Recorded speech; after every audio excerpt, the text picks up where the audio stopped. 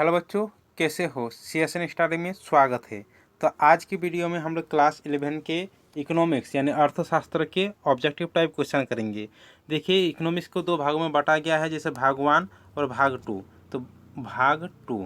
तो भाग 1 में हम लोग 2 वीडियो कर चुके हैं। अगर आप लोग वो वीडियो नहीं देखे तो जाकर देख लीजिएगा, उसमें ऑब्जेक्टिव टाइप क्वेश्चन किए हैं। आज के वीडियो में हम लोग भाग 2 के करेंगे, जो कि चैप्टर का नाम है स्वतंत्रता की पूर्व संध्या पर भारतीय अर्थव्यवस्था की दशा।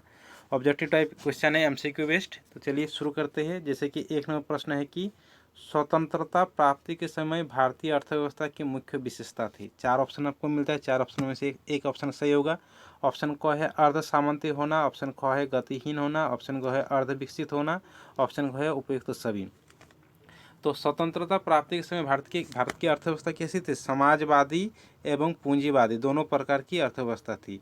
और समाजवादी और पूंजीवादी दोनों प्रकार की मिलाकर ही बोलते हैं अर्ध सामंती होना, यानी अर्ध सामंती था उस टाइम पर।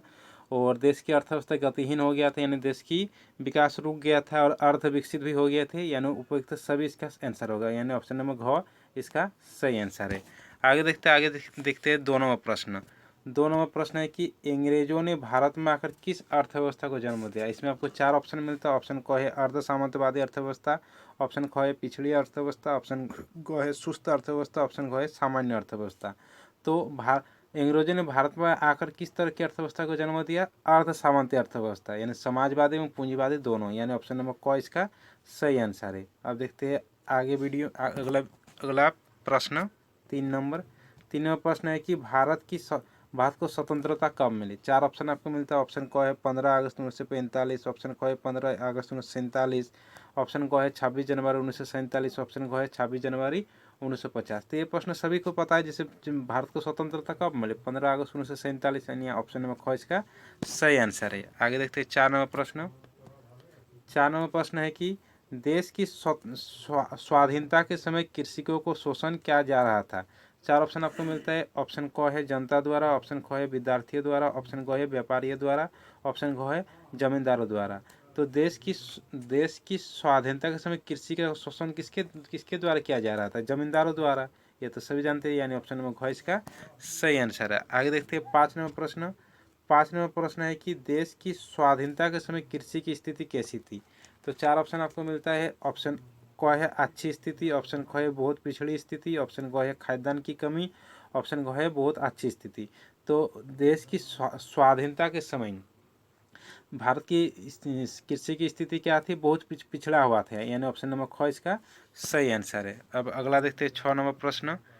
6 नंबर प्रश्न है कि कृषि क्रियाएं किस क्षेत्र से संबंधित है। आपको 4 ऑप्शन आपको यहाँ पर मिलता है। ऑप्शन क है प्राथमिक, ऑप्शन ख है द्वितीयक, ऑप्शन ग है तृतीयक, ऑप्शन घ है उपयुक्त सभी। तो कृषि क्रियाएं, जैसे आप लोग पढ़ चुके हैं कि अर्थव्यवस्था को 3 क्षेत्रों में डिवाइड किया गया, प्राथमिक क्षेत्र, द्वितीयक क्षेत्र और तृतीयक क्षेत्र। प्राथमिक क्षेत्र को बोलते हैं प्राकृतिक, मतलब प्रकृति से जो वस्तु में मिलती है, जैसे प्रकृति से जैसे मिलता है कि कृषि हो गया, पशुपालन हो गया, ये सब प्राथमिक क्षेत्र का। द्वितीय क्षेत्र जैसे उद्योग या विनिर्माण क्षेत्र से। और तृतीय क्षेत्र जैसे सेवा शिक्षा स्वास्थ्य, ये सब हो गया तृतीय क्षेत्र। तो कृषि क्रिया कौन क्षेत्र से संबंधित है? प्राथमिक क्षेत्र से, यानी ऑप्शन नंबर क इसका सही आंसर है। आगे देखते हैं 7 नंबर प्रश्न। 7 नंबर प्रश्न यहाँ पर है कि भारत में 1947 में राष्ट्रीय आय में द्वितीय क्षेत्रों का योगदान था। इसमें 4 ऑप्शन आपको मिलता है। ऑप्शन क है 20%, ऑप्शन ख है 16.3%, ऑप्शन ग है 14.3%, ऑप्शन घ है 12.3%। तो भारत में 1947 में राष्ट्रीय आय में द्वितीय क्षेत्र से कितना योगदान था? तो द्वितीय क्षेत्र से 14.3%, यानी ऑप्शन नंबर ग इसका सही आंसर है। अब अगला प्रश्न 8 नंबर देखते हैं। 8 नंबर प्रश्न है कि ब्रिटिश शासनकाल में भारतीय अर्थव्यवस्था थी। तो ये प्रश्न पहले भी चर्चा हुई थी, तो चलिए ऑप्शन देख लेते हैं। ऑप्शन क है अर्ध सामंती अर्थव्यवस्था, ऑप्शन ख है विच्छेदित अर्थव्यवस्था, ऑप्शन ग है यहाँ पर औपनिवेशिक अर्थव्यवस्था, और ऑप्शन घ है उपयुक्त सभी। तो ब्रिटिश काल में भारत की अर्थव्यवस्था कैसी थी? अर्ध सामंती तो थी, विच्छेदित अर्थव्यवस्था भी थी, क्योंकि ब्रिटिश लोग जब यहाँ से शासन करके चले गए तो भारत की अर्थव्यवस्था बिखर गई। और औपनिवेशिक अर्थव्यवस्था भी थी, यानी उपयुक्त सभी, यानी ऑप्शन नंबर घ इसका सही आंसर है। औपनिवेशिक यानी विदेशों के हाथ में देश का शासन था। अब आगे देखते हैं 9 नंबर प्रश्न। 9 नंबर प्रश्न यहाँ पर है कि 9 नंबर प्रश्न है कि ब्रिटिश काल में भारत की राष्ट्रीय आय की गणना का पहला प्रयास किसने किया था। 4 ऑप्शन आपको मिलता है यहाँ पर। ऑप्शन क है फिनले सिराज ने, ऑप्शन ख है विलियम डिग्बी ने, ऑप्शन ग है दादा भाई नौरोजी ने, ऑप्शन घ है BKRB राय ने। तो ब्रिटिश काल में भारत के राष्ट्रीय आय की गणना सबसे पहले किसके द्वारा प्रयास किया गया था। दादा भाई नौरोजी के द्वारा, यानी ऑप्शन नंबर ग इसका सही आंसर है। आगे देखते हैं 10 नंबर प्रश्न। 10 नंबर प्रश्न यहाँ पर है। 10 नंबर प्रश्न है कि ब्रिटिश काल में भारत में कपड़ा उद्योग केंद्रित था। तो कपड़ा उद्योग केंद्रित कहाँ पर था। आपको 4 ऑप्शन आपको मिलता है। ऑप्शन क है अहमदाबाद में, ऑप्शन ख है हैदराबाद में, ऑप्शन ग है बेंगलुरु में, ऑप्शन ख है गाजियाबाद में। तो ब्रिटिश काल में भारत में कपड़ा उद्योग केंद्रित, कपड़ा का मतलब फैक्ट्री कहाँ पर लगाया गया था, अहमदाबाद में। ऑप्शन नंबर क इसका सही आंसर है। आगे देखते हैं 11 नंबर प्रश्न। 11 नंबर प्रश्न यहाँ पर है। 11 नंबर प्रश्न है कि अंग्रेजी शासन काल में भारत में निम्न कार्य नहीं हुआ। 4 ऑप्शन आपको मिलता है यहाँ पर। ऑप्शन क है रेलवे की स्थापना, ऑप्शन ख है टेलीफोन प्रणाली की स्थापना, ऑप्शन ग है बेतार प्रणाली की स्थापना, ऑप्शन घ है दिल्ली में मेट्रो की स्थापना। तो यहाँ पर बोला कि कौन सा कार्य नहीं हुआ। तो कौन सा, ये जो रेलवे की स्थापना तो हुआ था, टेलीफोन की स्थापना भी हुआ था, बेहतर प्रणाली की भी स्थापना आती है, लेकिन दिल्ली में मेट्रो की स्थापना हाल फिलहाल में हुई।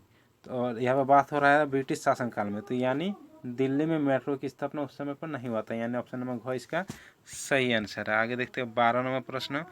12 नंबर प्रश्न है यहाँ पर कि स्वतंत्रता के पूर्व इनमें से कौन सी वस्तु का निर्यात नहीं किया जाता है। जैसे 4 ऑप्शन आपको मिलता है। ऑप्शन क है चाय, उसके बाद ऑप्शन ख है जूट, और ऑप्शन ग है इंजीनियरिंग वस्तु, ऑप्शन घ है सूती वस्त्र। तो उस समय कौन सी वस्तुओं का निर्यात नहीं किया जाता था। निर्यात मतलब दूसरे देशों से किसी वस्तु को लाना, और आयात। तो यहाँ पर कौन से वस्तु का निर्यात नहीं किया जाता था, इंजीनियरिंग वस्तु के, यानी मतलब उस समय पर इतना देश का विकास नहीं होता, यानी ऑप्शन नंबर ग इसका सही आंसर है। आगे देखते हैं 13 नंबर प्रश्न। 13 नंबर प्रश्न है कि दादा भाई नौरोजी ने भारत की राष्ट्रीय आय 10 करोड़ अनुमानित की थी। 4 ऑप्शन आपको मिलता है। ऑप्शन क है 430, ऑप्शन ख है 340, ऑप्शन ग है 280, ऑप्शन घ है 1210। तो दादा भाई नौरोजी ने भारत की राष्ट्रीय आय उस समय आकलन किया था 340 करोड़, यानी ऑप्शन नंबर ख इसका सही है। अगर बोलेंगे कि प्रति व्यक्ति आय कितना होना चाहिए था, तो प्रति व्यक्ति आय का आकलन किया था 20 रुपये उस समय पर दादा भाई नौरोजी ने। तो चलिए मिलते हैं अगले वीडियो के साथ।